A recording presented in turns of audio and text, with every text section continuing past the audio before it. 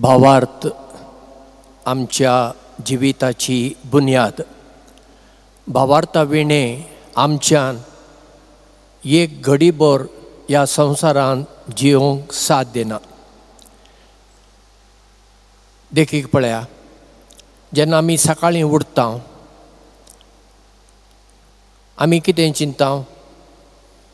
आयच्या दिसा जें कितें म्हाका करूंक आसा तें हांव करतलीं, सगळें बरे भाशेन जातलें अशें आमी चिंताव न्हय.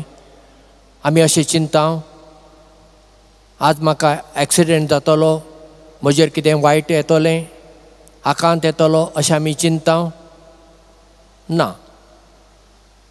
आमच्या घरांत आमची आवय, आमची भयण वा आमची पतीण वा कोणूय आमकां जेवण तयार करता. तें जेवताना आमी अशें म्हणटा, वय म्हज्या आवयन ह्या जेवणांत वीखपणी घालूंक ना मूं, हें जेवल्यार हांव मरचो ना मूं, मरची ना मूं अशें आमी चिंताव? केदींच ना. भावार्थान आमी तें जेवण जेवता. जेन्ना आमी दोतोरा लागीं वेता, दोतोर आमकां एकूच सुवी तोपता, नाजाल्यार वखदां दिता. आमी केन्ना अशें चिंता, हो दोतोर जे सुवी तोपता हे सुवेक लागून हांव मरतलों अशें चिंता? ना.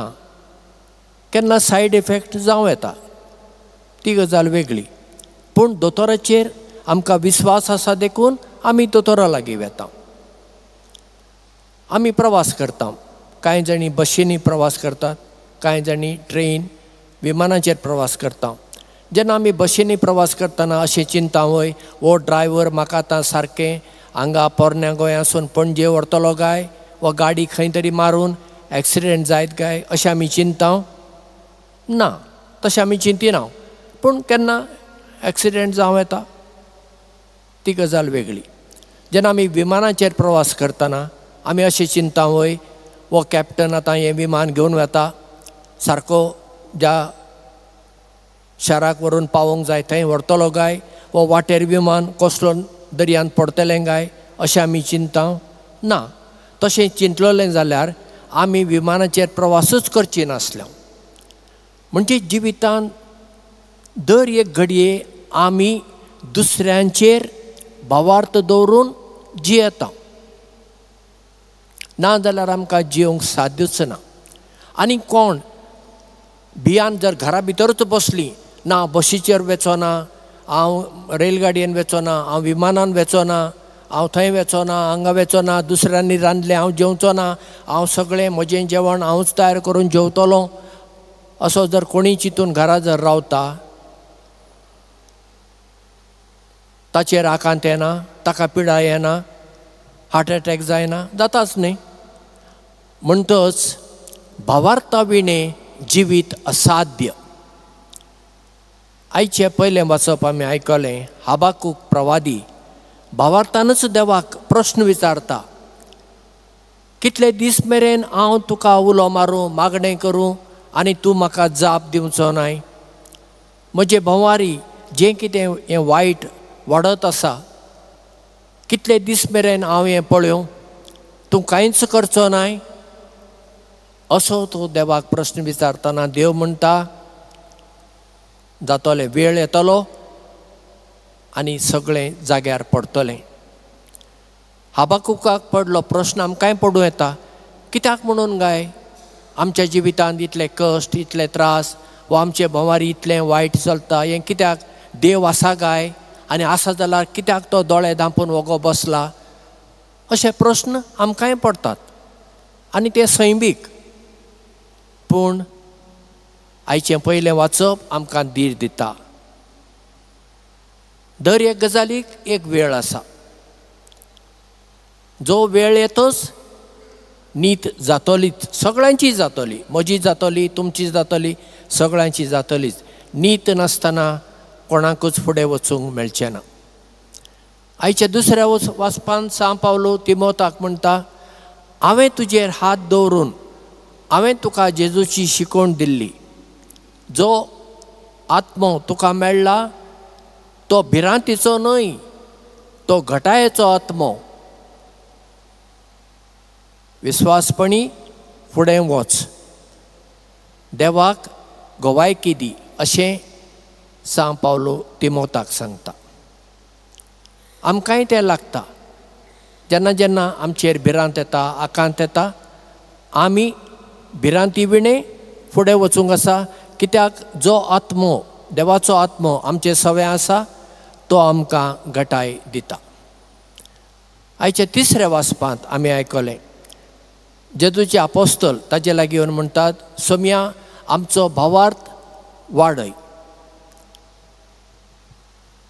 कित्याक तांकां समजलें तांचो भावार्थ तितलो ना. तेन्ना जेजू तांकां म्हणटा, सांसवाच्या कणां तितलो भावार्थ तुमचे थंय जर आसा, हे अमोरेच्या झाडाक जर तुमी म्हणशात हांगातान उठ आनी दर्यांत वचून थंय वच, म्हणल्यार तें झाड वेतलें म्हणटा. हाचो अर्थ कितें? अमोरेचें झाड म्हणजे मलबरी ट्री, तें एक घटमूट झाड. इस्रायलांत तें सदांचें झाड. आतां जेजू कितें सांगूंक सोदता? तुका भावार्थ आसल्यार हांगाचें झाड थंय वेतलें वा हांगाचो दोंगर थंय वेतलो? ना, ती एक सांगणी. जशें आमी कोंकणीन म्हणटा, ताणें म्हाका तोपी घाली. ताणें तोपी घाली म्हणजे कितें? म्हज्या माथ्याक तोपी घाली? ना, म्हणजे ताणें म्हाका फटयलो, ताणें म्हाका नागयलो, असो ताचो अर्थ. तर हे जेजूचे सांगणेचो अर्थ कितें? तुजे थंय थोडो भावार्थ, सांसवाच्या कणां तितलो, बारीक न्हू सांसवाचो कण, तितलो जर भावार्थ आसा, सगळें जाग्यार पडटलें, भियो नाका, अशें जेजू सांगूंक सोदता. आनी जेन्ना जेन्ना आमचो भावार्थ उणो जाता, आमी देवा लागीं मागूंक जाय, सायबा म्हजो भावार्थ वाडय. आनी देवूच आमचो भावार्थ वाडयतलो. कित्याक भावार्थ, भरवंसो आनी मोग ही तिनूय देणी देवासून येतात. भावार्थ पयलो, एकदम पयलो, गरजेचो, भरवंसो आनी मोग उपरांत. आज हांव तुमचे फुडें एक गोवायकी दवरतां, क्रिस्तांव मनशाची न्हय, एके मुस्लीम चलयेची. तिचें नांव गुलशन फातिमा. 1952 वर्सां पाकिस्तानांत एका ग्रेस्त शिया फामिलींत तिचो जल्म जालो. जल्मतानाच ती अपंग, फिजिकली चॅलेंज, एक हात बारीक, एक पांय बारीक, तिका उठूंक जायना, बसूंक जायना, सगळें दुसऱ्यांनी करूंक जाय. आनी आवय सोंपली ही जल्मातूच. पूण आवयन तिच्या घरकाराक म्हणलें, म्हाका आतां भास दी, हांव आतां मरतलीं, फातिमांक तूं सांबाळटलोय आनी दुसरें काजार तूं जावचो ना म्हूण ताणें भास दिली. आनी बापायन गुलशनाक सगळ्याच वाटांनी बरें केलें. पूण गुलशनाक व्हीलचॅराचेर ताची सेवा करूंक तेगी चाकरणी सगळें आसा घरान, कितें ना अशें कांय ना, सगळें आसा. पूण गुलशन दुखी. कित्याक? तिका उठूंक जायना, आपणाच्यान कांय करूंक जायना. अशें आसतना तिचो बापूय संपलो. गुलशन आनी चड दुखी जाली आनी देवा कडेन ती म्हणूंक लागली, तुवें म्हाका कित्याक म्हूण दवरला? एकूच तूं म्हाका बरी कर, नाजाल्यार म्हाकाय व्हर, म्हाका ह्या संवसारांत जिवंक नाका. अशें ती सदां देवा कडेन मागताली. दिसाक 5 फावटी नमाज करताली, अल्लाक उलो मारताली, कुरान अरेबीक भाशेंत वाचताली. चडशें तिका तें कांय समजनासलें, पूण ती वाचताली. आनी एक दीस ती इतली निराशेन बुडली, तिणें म्हणलें हांव आतां जीव दितां. पूण दोरी कोण हाडून दितलो, सुरी कोण हाडून दितलो, कोण ना.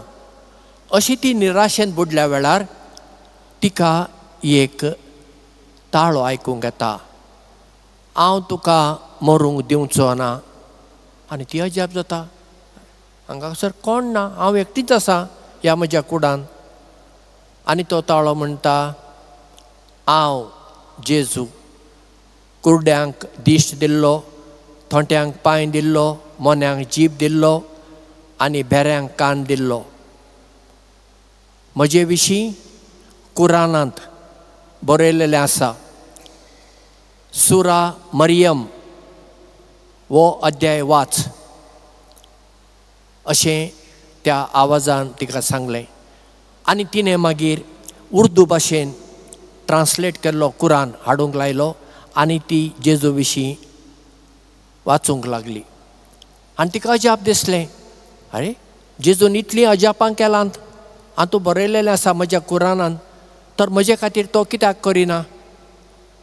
परत ती निराशी जावंक लागली आनी मरूंक आशेताली. अशें आसतना ती म्हणटा, एके राती सुमार 3 वरांचेर म्हाका जाग जाली आनी म्हज्या रुमान कुडान सगळो उजवाड आनी हांव अजाप जाली. बाबा आतां असो उजवाड कसो जालो काय, दीस उदेलो काय? ना, वरां पळयल्यार 3 वरां. भायर बागेन काम करपी माळी आसा ताणें पण दिवो लायलो काय? ना. मागीर हो उजवाड कसलो? आनी तिका तो उजवाड पळोवंक जालो ना. आनी तिणें तो उजवाड असो करून पळयलो. थंय 13 जाण धवे वस्तूर न्हेसलेले आसात आनी मदेगात उबो आसा तो हेरां परस मातसो लांब आसा. आनी तो ताका म्हणटा, गुलशन, हांव जेजू, उठ, उबी राव. ती म्हणटा, सायबा हांव अपंग, हांव व्हीलचॅराचेर आसा, हांव कशी उठूं? परत्यान जेजू ताका म्हणटा, गुलशन, उठ. ती भियाता उठूंक, कित्याक उठली जाल्यार पडटली. परत्यान तिका जेजू म्हणटा, गुलशन, उठ, उबी राव. आनी गुलशन म्हणटा, हांव उठली, हांव उबी रावली. पयले फावटी म्हज्या जिवितांत 19 वर्सां हांव ह्या व्हीलचॅराचेर आसा. 19 वर्सां उपरांत हांव उबी रावली. थोडीं पावलां हांव फुडें चल्ली आनी ताच्या पांयां पडली. आनी ताणें म्हज्या माथ्यार हात दवरून म्हणलें, गुलशन, तूं आतां म्हजी शीस. म्हजी शिकवण तूं आतां दुसऱ्यांक दितली. आनी गुलशन बरी जाली. कोणाकच विस्वास बसलो ना, अरे गुलशनाक अशी कशी बरी जाली. फुडें तिका आपलें घर सोडचें पडलें, कित्याक ती जेजूची शीस जाल्ल्यान तिचे भाव तिका मारूंक सोदताले. ती मागीर इंग्लंडाक गेली. थंय तिणें जेजूची बरी खबर परगटली. मेथडिस्ट प्रोटेस्टंट पंगडान ती भितर सरली. आनी फुडें 2020 आनी 2 वर्सां, म्हणजे आतां 3 वर्सां जालीं, फेब्रुवारी म्हयन्यांत इंग्लंडांत ती ह्या संवसाराक अंतरली. ही सगळी तिची जिवीत तिणें टॉन वेल ह्या पुस्तकांत बरयलां. हांव कांय घडोवन कांय सांगना. ह्या पुस्तकांत हें पुस्तक संवसारभर फामाद जाल्लें आसा, एक क्लासीक कशें जाल्लें आसा. ही तिच्या जिविताची काणी. अशें कशें घडलें, कित्याक तिणें भावार्थान मागलें देवा लागीं, एकूच म्हाका बरी कर, नाजाल्यार म्हाका व्हर. पूण देवाची मांडावळ आसली, तिणें जियोंक जाय. आनी जेजू येता आनी तिका बरी करता. असलो भावार्थ म्हजे लागीं, तुमचे लागीं आनी क्रिस्तांव मनशां लागीं आसा काय? आसा? फकत सगळ्या जिवितांत बरें चलतना हालेलुया, प्रेज द लॉर्ड म्हूण आमी ताळयो मारता.